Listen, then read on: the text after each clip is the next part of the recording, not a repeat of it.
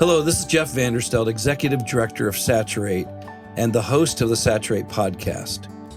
Saturate exists to serve and equip leaders to start and strengthen unified gospel city movements that lead to gospel saturation, to the end that every woman, man, and child have repeated opportunities to meet Jesus through his church on mission everywhere, every day.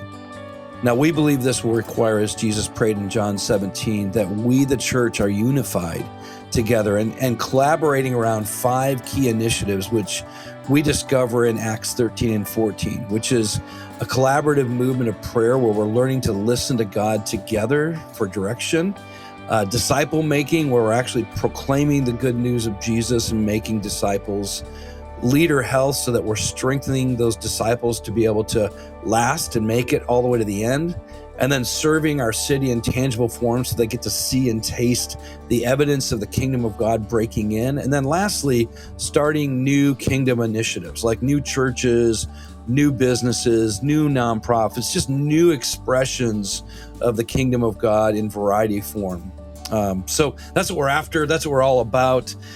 Today, in this episode, we're talking more about disciple making, but also we're going to hint in a little bit of a hint of leader health, because my friend who's with me, who I've known for a long, long time, has gone through quite a journey of not only being a disciple maker himself, but experiencing his own journey around leader health.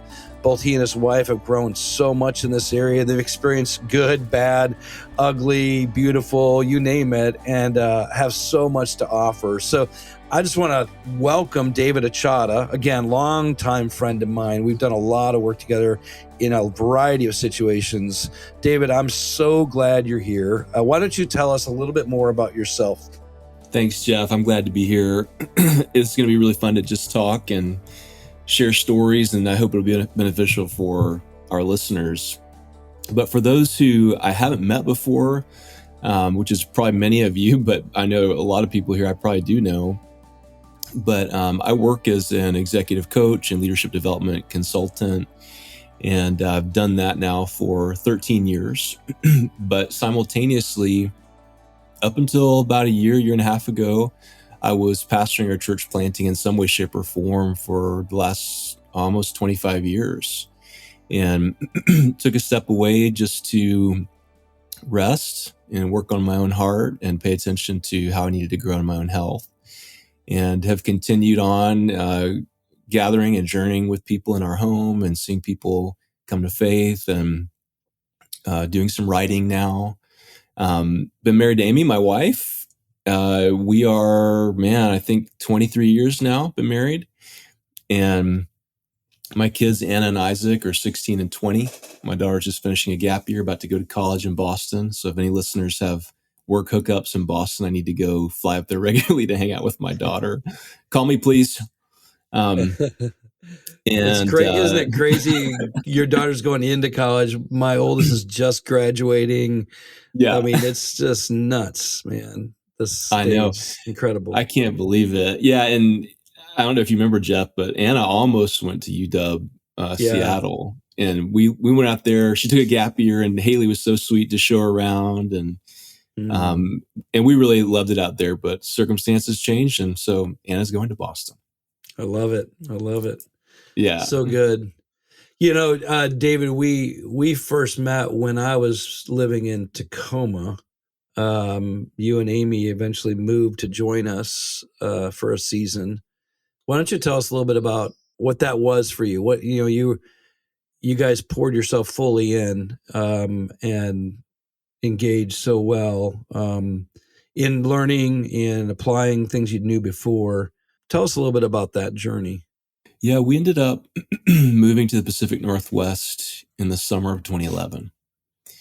And we moved there after pastoring in a traditional church environment for about 10 years in different, church expressions.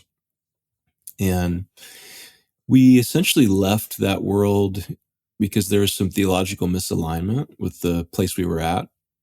But also there was practical misalignment with, we just knew that God had more for his people than, really great programs.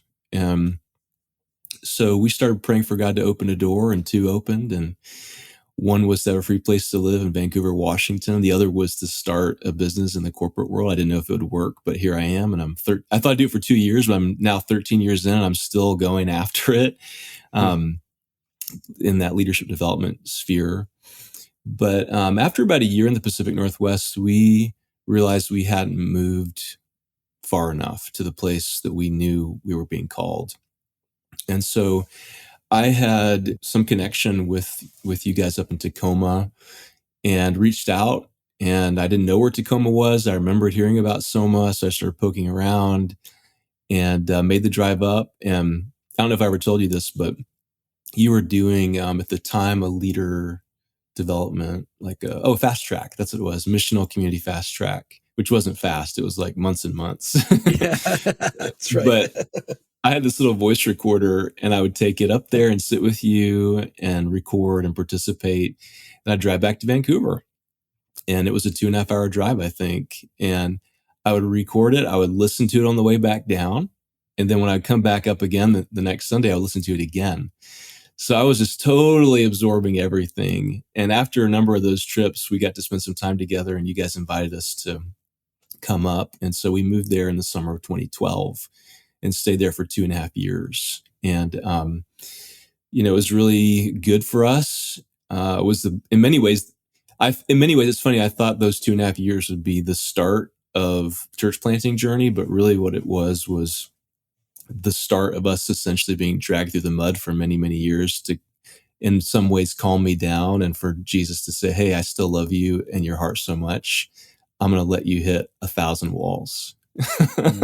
I'll probably cry talking about it, but those struggles were so essential to bring us to a really great place of peace that we're at now. And it would have never happened had we not encountered all those barriers that we encountered. So we were there for 2.5 years, and it was a great experience for us. And I guess I can pause there because that's a whole chapter. Then we got California, then we got Tennessee. So I'll just let you lead.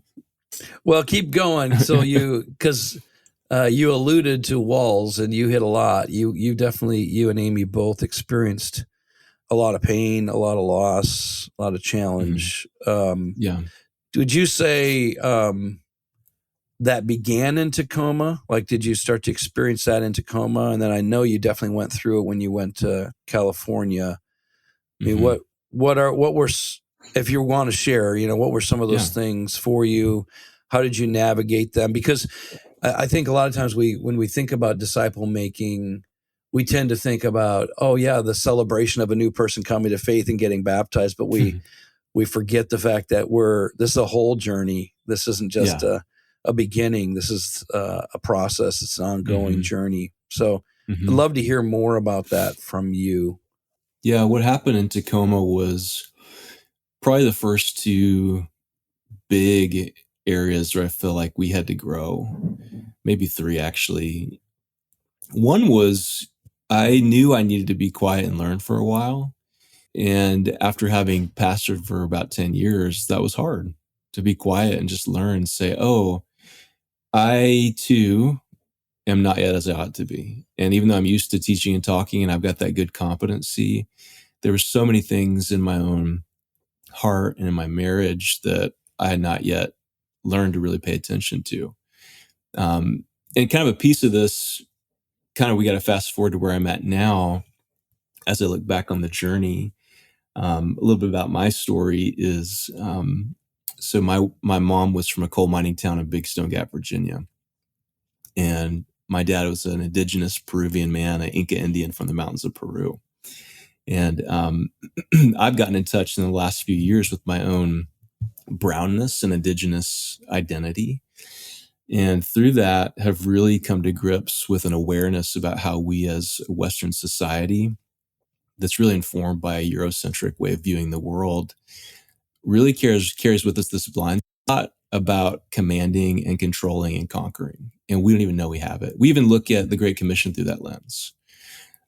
Rather than, Jesus did say go, he did say baptize, but he also said teach. And he has a lot of great teachings in there that are so antithetical to commanding and controlling and conquering. And Absolutely. so we'll get to that in a minute, because that's going to come out in the story. And I think that back then I really carried with me still this worldview, which is, hey, I'm a good talker and teacher. And so like, put me in, coach, put me in, I'm ready. And you and other good friends there helped me learn, hey, I can slow down and work on my heart, learn how we shepherd one another's hearts. And my wife, so that was barrier number one. The second barrier was Amy was struggling with seasonal affective depression that was really following on the heels of years of postpartum depression. And we didn't know that's what it was, but we know now that's what's happening. And so I was so concerned about my wife. And our good friend Abe Meisenberg was so good to say, and what about you? Like, how are you? What's happening in you? How are you feeling? And that was honestly a brand new thing for me, because I was so used to organizing the chess pieces of my life. I didn't really know how to look at my own heart. And I both was very frustrated by that and very much loved it, because I knew she needed some care and I didn't know how to do it. And so that was a big barrier, for me to learn. I count too. Yeah. It's not just about me getting the work done or impressing somebody. And I think probably the third barrier was in my marriage. And you helped me with this, Jeff. We had so many talks about this. And that was, you said to us one time, you said, you're complete opposites. If you can learn to get along, you can be the perfect team. If you can learn to celebrate each other and not just tolerate each other. I don't know if you remember that, but I do. And it's seared inside of me. And I've told this so many people since, because I, for a long time, really resented and tolerated my wife and her differences and her sensitivities.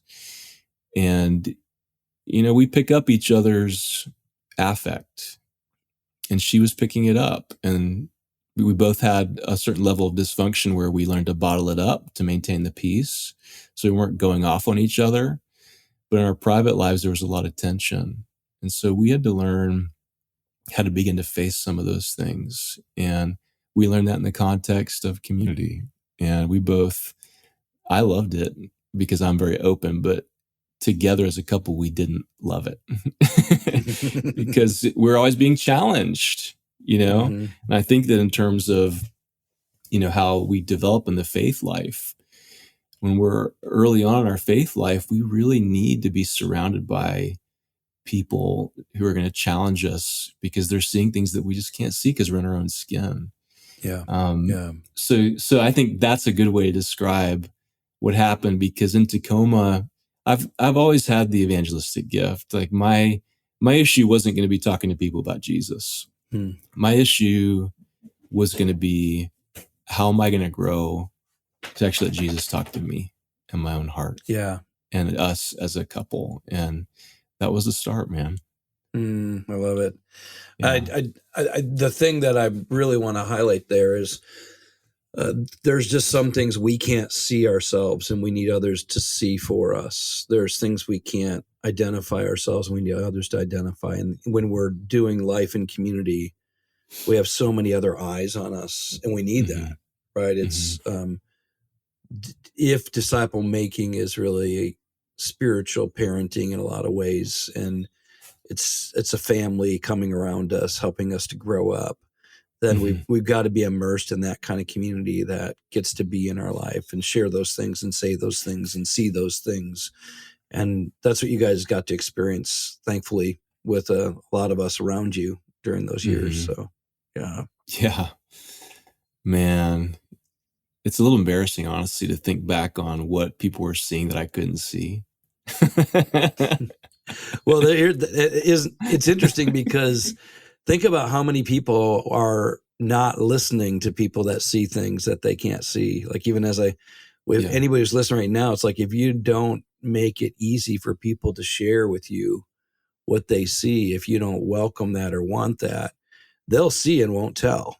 And you'll be living in the dark on a lot of things that you don't have to, So yeah, there's an embarrassment, of course, but there's also, man, praise God, here we are still, how many years later, still great friends, still in each other's life. Whenever I see you and Amy, it's like coming home together again. Just it's always a beautiful reunion. So yeah. And I mean, for our listeners, those years in Tacoma were really interesting. It was, the way I describe it to people is, it was kind of like being on a college campus where everybody's coming in to like accomplish and learn and then go somewhere. And it was like every week somebody was showing up. Yeah. And it was wild. All the first iterations of the church planting residencies and getting to see some of that and learn from it. But also with that came a lot of awareness about people's gifts and what they're attracted to, why they moved to town, what worked for some people, what didn't work for others.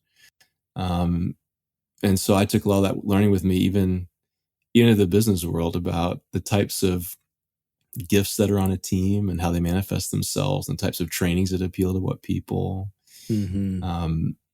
So anyway, that was super wild set of years, wasn't it? It was. Yes. And then you took off to Southern California. Yeah. Which was a challenging time, I know. Beautiful place, but yeah. I during those years had been traveling back and forth as I was growing my corporate business, and one of the main businesses I was working with was a worldwide semiconductor company.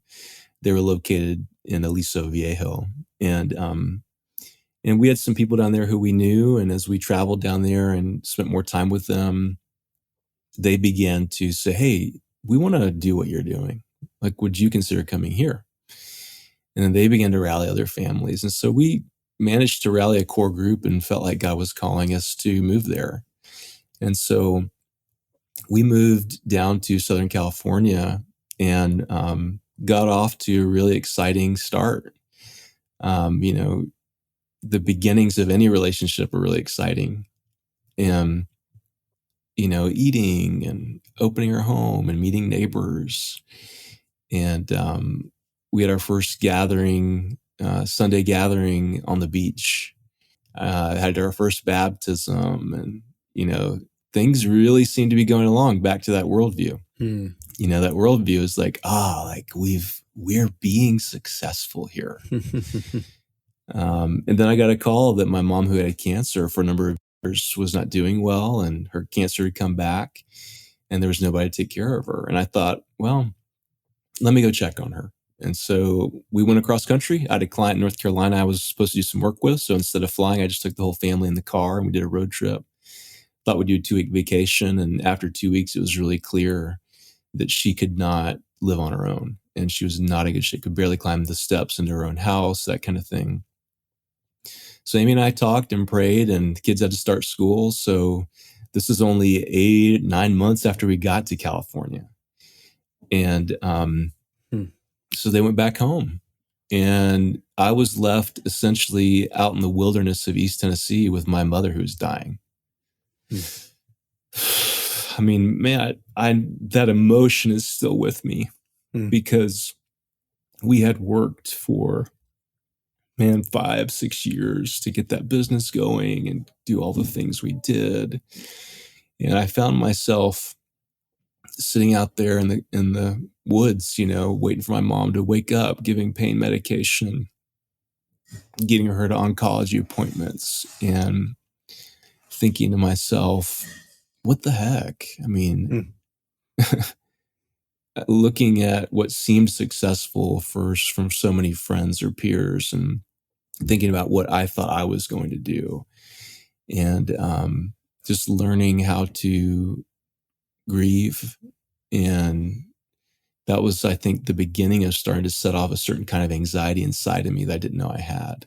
And it was an anxiety that really revealed my own controlling tendencies, and not controlling like in a manipulative, mean type of way. But as I talked to Amy about this podcast, I said, how do you think my practices have changed? And she said, you're doing a lot of the same things you've always done, but the big change is that you've shifted from orchestrating events to becoming a particular kind of person. And I'll tell you what, when you're a couple thousand miles away from your church plant and you're tethered to a dying person, there's no event orchestrating you can do. You just can't. I tried though.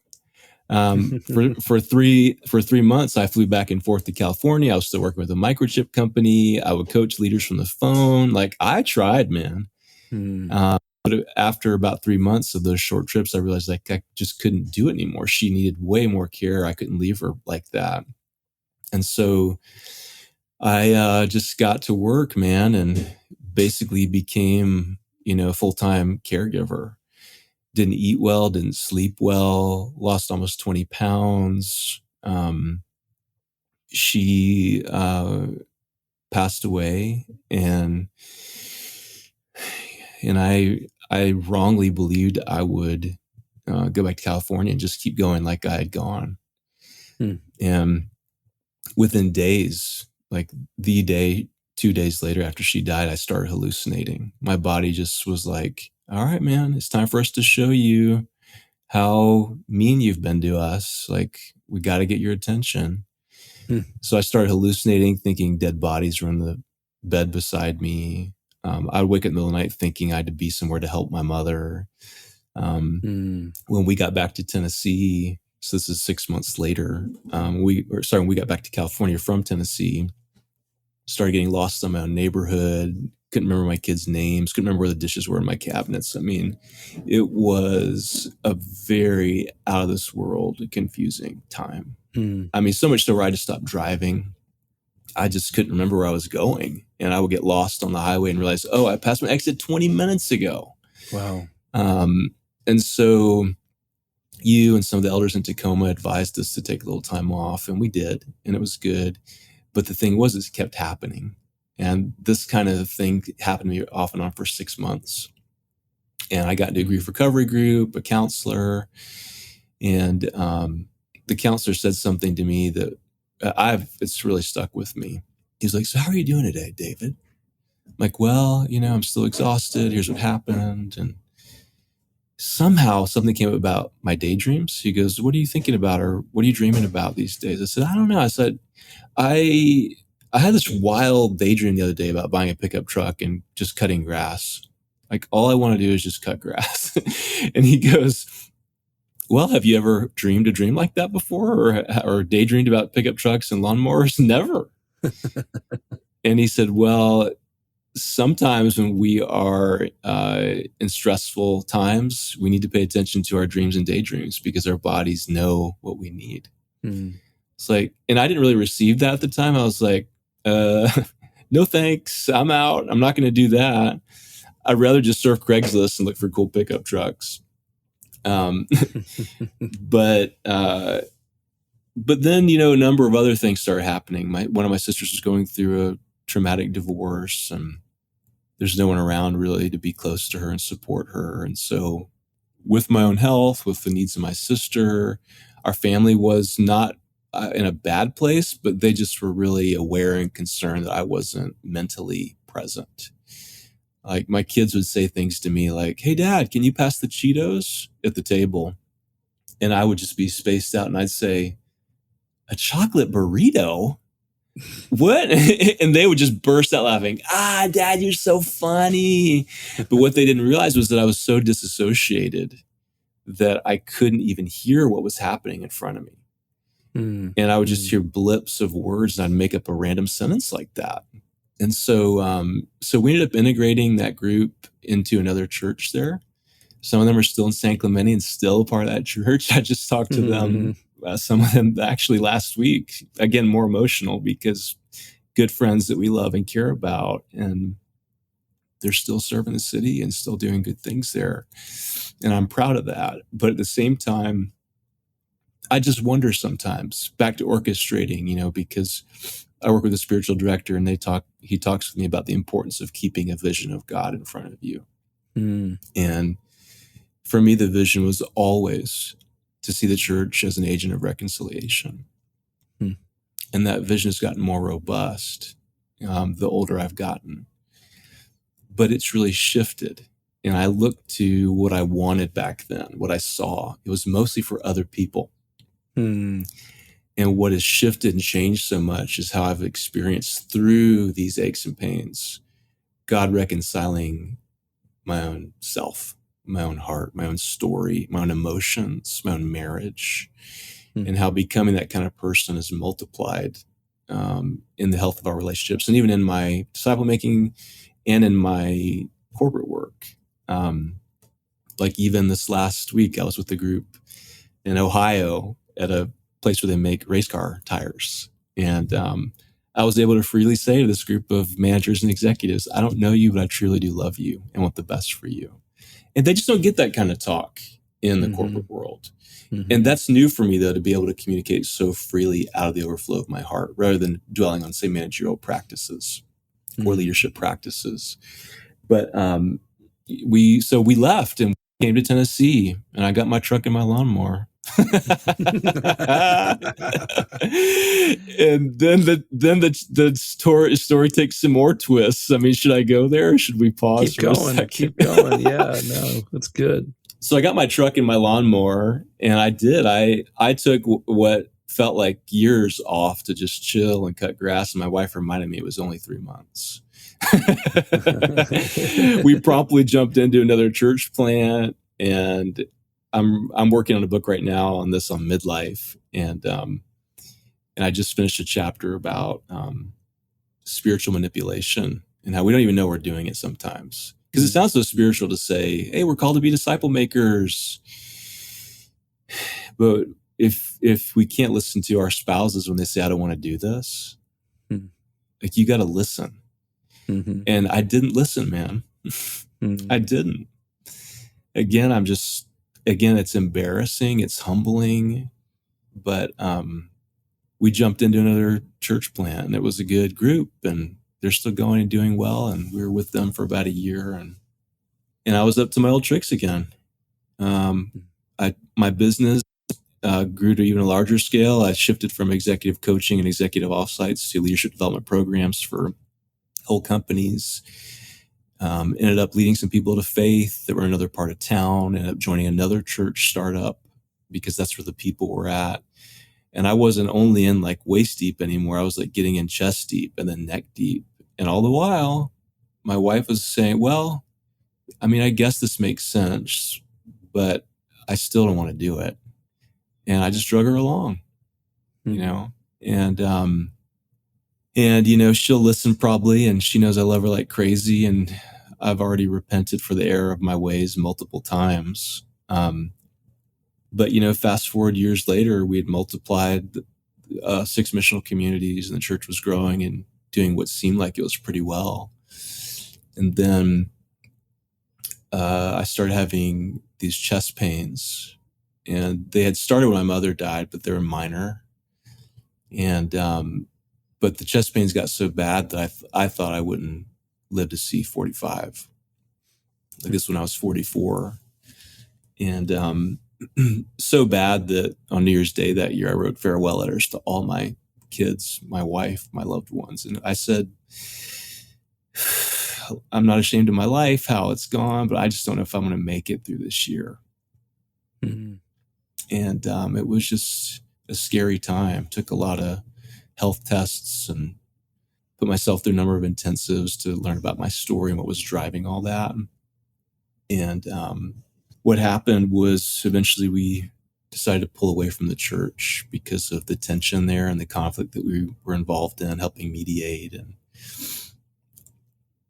And that was a hard step for us, but it was a good step because for the first time in our marriage, my wife, Amy, was able to actually not feel pressure from me to have to do something.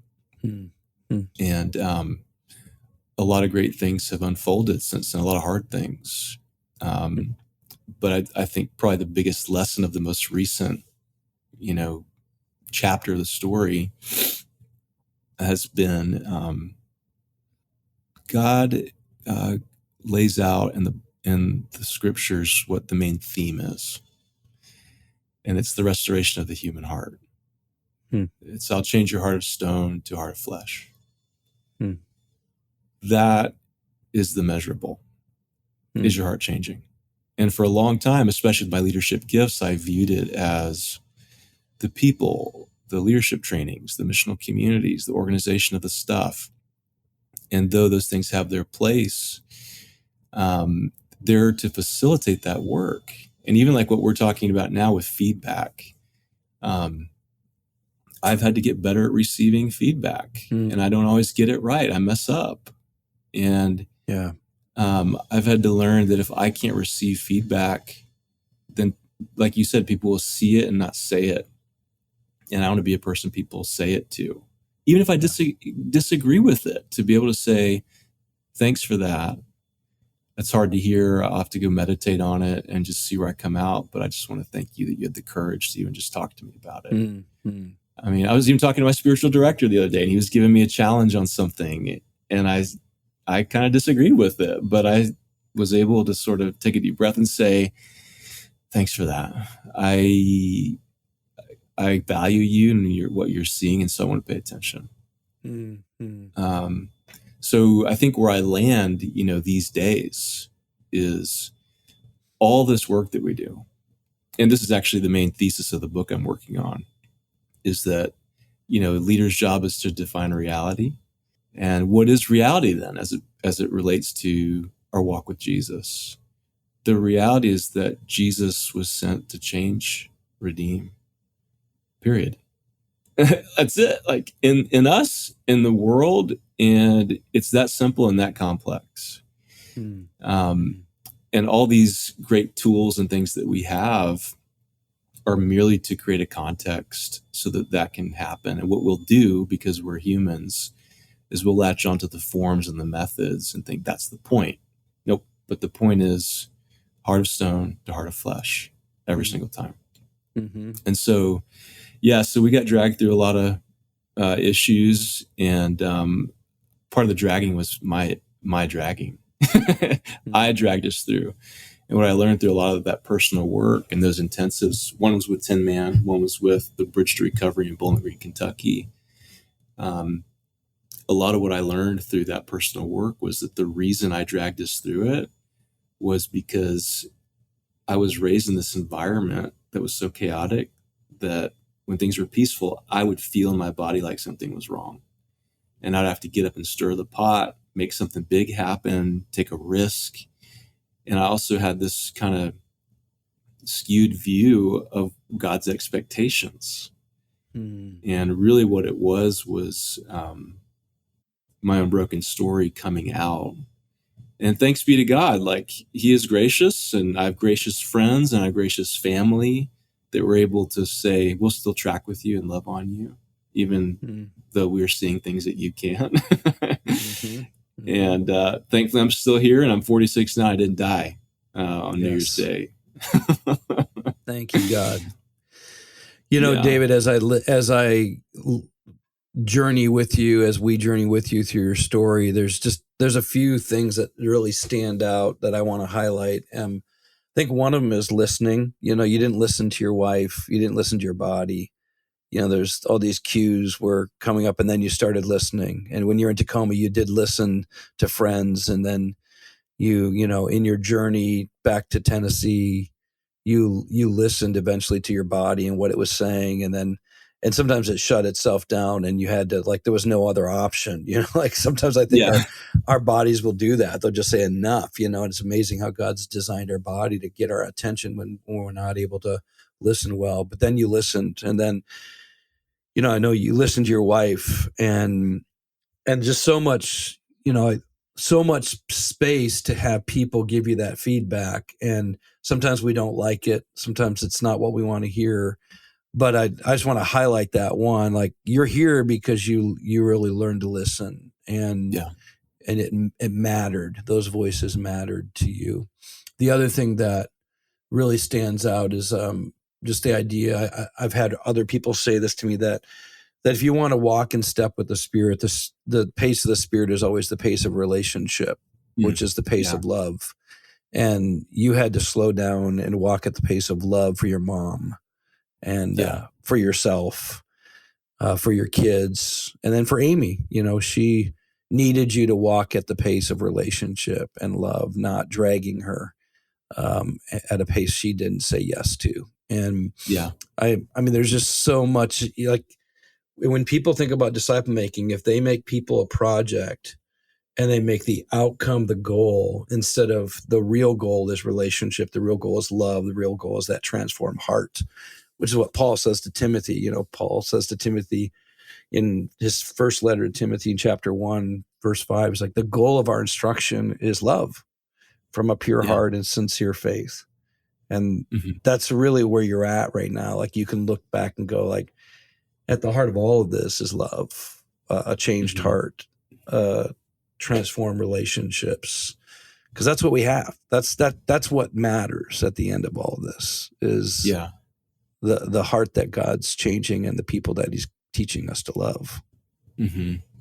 Yeah, so true, man. Yeah, I think that the practices, disciple making practices in my own life have just changed. You know, it's like training wheels. The point of the training wheels are to teach you how to ride upright. And there comes a point when they could still be there, but you really don't need to lean on them anymore. And so all these great practices that we've done and we've learned, they're all still there. But it's not necessarily that I need to lean on them on the way, because I've grown up in many ways. And, you know, I've mentioned off and on through the conversation about starting the corporate world business, and that really involved the skill of learning to ask a lot of great questions and learning to be just really curious. And what I used to do with that was really be curious about other people. And what I've learned is to turn around on myself and say, well, why is that? Where'd that come from? What's really here? And to learn to get more comfortable in my own skin and learn to be more of a unified person and not holding back what I really think and feel, but learn to speak up and stand up with those things. Yeah. And what's amazing, the more you're curious about yourself, the more that you're willing to ask questions, the more effectively you are at being with other people. Like, I mean, that's been my journey the last few years. The more I've been able to be present with my real self, the more I can bring my real self to be present with people. And I mean, it's changed everything. I mean, it's one of the reasons why you and I are, you know, probably going to be working more and more together, because we're both in this journey and we're both coming at it from different places, but we've learned to be more present with ourselves. And so then when we're with each other, we're more present with each other. And it enables us to help other people. Like, I mean, even just the coaching you've been doing in the business realm, and you're helping us get it kicked into gear again for Saturate, just to say, like, how do we provide listening ears, curiosity, good questions on the other side of leaders who need someone to be with them and ask them the questions and help them journey through their story and help them wrestle with problems or challenges they're going through, but not alone. Have somebody on the other side who's curious, who's going to help, who's going to guide, who's going to ask the questions. And so, let's maybe bring it to a close with just talking a little bit about how this does play then into how we coach people. Because that's, you know, if the listeners don't know, years ago, David was helping us with the coaching for Saturate. And now he's back again, working with our coaches and trying to make that available for leaders. How does this all then enter into how you do business coaching, ministry coaching, leader coaching, all that stuff? Yeah. So for us, with for any coaching I do with individual or with a group, it's really about honoring the agency of an individual. And for any of us, we will own what we create more than if somebody else would have told us what to do. And so really great coaching is predominantly question-based. In the event where the coach is more of an expert in a certain area, then the coach will bring some content, and then the coachee will discuss with the coach, but predominantly question-based. And so what we wanted to create for this round of Saturate coaching was something that was a lot simpler than what we did initially. In our pre-COVID world, people were still gathering in large groups, and they're getting back to that now, but not as many. A lot of people have stayed away. Yeah. because there's a suspicion around leadership that wasn't there before. And honestly, I think it's the scattering of the church, like we see in the book of Acts, where people are like, actually, we liked it when things were a slower pace. Mm. And so I think we're going to see more and more smaller groups of people springing up saying, this is our church. Mm-hmm. And I think that's okay. Like I was talking with a friend recently about his concerns about his church and its incompleteness. And I said, yeah, but in its incompleteness, is it still the church? Mm-hmm. He's like, yeah. I said, okay, then that's all right. I mean, Mm-hmm. what church isn't incomplete? Come That's on. right. That's right. And Until so, he comes back, we're all going to be in that space. yes. Yeah. And so we wanted to create something that really would facilitate a conversation for people who are in a church environment or in a smaller environment where they're not connected to a traditional church. So we have 2 new cohort offerings. One is called How to Start One Missional Community, and the other is How to Become Gospel Fluent. And what is new about these is they're shorter. They're only 4 months. And they're every other week in groups of 5 people with 1 coach. You work through varying content on those subjects. And then following that, we've got some more complex things we can offer, but we wanted to start everybody in the same place. But what's new about these offerings is not only the brevity of them, but is also we've just learned a lot since before about emotional health, about leader health, even as much as like helping our people learn to be centered and in touch with their emotions. And that's going to be new for some people. Mm-hmm. And we want to help people become more embodied and aware of themselves and their story in calmer, non-anxious presence. Yeah. I mean, back to this theme, man, of I learned this from you in Tacoma, is that we multiply who we are. Mm-hmm. And so if we ourselves aren't settled and peaceful and calm, then other people won't either. But if you know how to be calm and in touch with yourself, other people will be like, oh, that's how it's done. Yes. And so we want to create an environment for that to happen with Saturate coaching. And we've also added a Saturate coach training. We used to do it years ago, but we've brought it back. And so if anybody wants that, they can check it out on the website. But I'm super excited to, help create these new offerings in a way that I think is more realistic and simple and reproducible and healthier based on the time in which we live and the needs that people are having. So yeah, that's what we created, and I'm super excited about it. Well, David, it's been good to be with you. It's good to journey with you through your story. I'm personally excited that you and I get to do more work together in these coming years. So stay tuned. I think you'll be hearing more and more from David and I, both hopefully on podcasts, but also in some of the things that we're going to get to do together. David, thanks so much for your life. Thank you for your example. Thank you for your vulnerability. Thank you for being a lifelong learner who is continuing to listen and learn. You're a gift. I really appreciate you. Thanks, man. That means a lot. You are too. Thanks, brother. Well, I want to thank you for joining David and I as we consider his journey, his story, the things he's learned and is applying. I hope that it encourages you to not just think about disciple making as an out there thing, but an inside thing, that you yourself are going to need to take care of your heart. You're going to have to learn to listen to other voices, receive feedback, be a person who can receive as well as give. And one of the ways in which we hope that we can lead you in developing your own heart, developing your own mind, developing your own practices is that you might take a step into coaching. Like we said, if you're interested at all in that, go to saturatetheworld.com. You'll see under the training tab an opportunity to join a coaching cohort. Would love for you to consider that. Also, we provide disciple-making resources at saturatetheworld.com/membership. So our membership works similar to like a Netflix membership where you pay a monthly fee. It's very minimal, and sometimes I think it's so little that people don't think that it's very valuable, but it's an incredibly valuable resource. We have videos, ebooks, group studies, online courses, discussion guides, and more. And you can, if you don't want to just try it out, it's free for 5 days. If you just go sign up for a membership, and if you find it's not helpful, then that's fine. It didn't cost you anything, but would love for you to check that out.